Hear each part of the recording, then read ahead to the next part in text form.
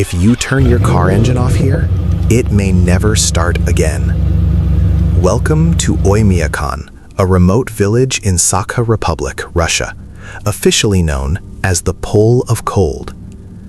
Temperatures here plunge to -70 degrees Celsius. At that point, the air itself feels almost solid, and surviving here becomes a daily experiment in human endurance. Before we go deeper, welcome to Silent Planet Files.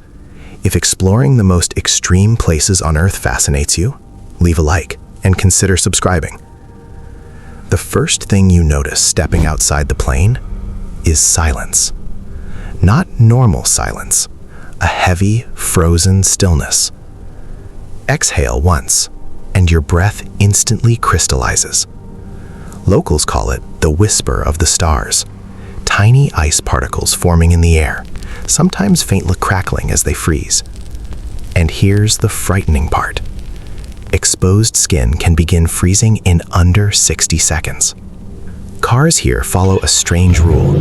Once winter begins, engines never turn off. If they did, the oil would freeze solid and the engine block could crack apart. So vehicles idle day and night for months. Even technology struggles. Batteries drain in minutes. Screens shatter. Rubber becomes brittle enough to snap like glass. The human body reacts quickly. Blood rushes toward the core organs. Heart, lungs, brain. Everything else becomes secondary. Your fingers lose warmth first, then your toes. Breathing the air can actually sting, because at this temperature, cold becomes physical pain. Surviving here demands enormous energy. Residents rely on calorie-dense foods, like frozen fish or raw horse liver, high in nutrients and eaten partially frozen, because cooking outside sometimes takes longer than freezing itself. The ground beneath Oymyakon never truly melts. It's called permafrost, so hard that digging foundations becomes almost impossible.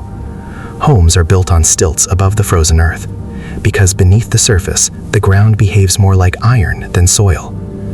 But the cold also creates strange science. Throw boiling water into the air, and something incredible happens. Instead of falling back down, it explodes into a cloud of instant snow, a dramatic example of what scientists sometimes call the Mpemba effect.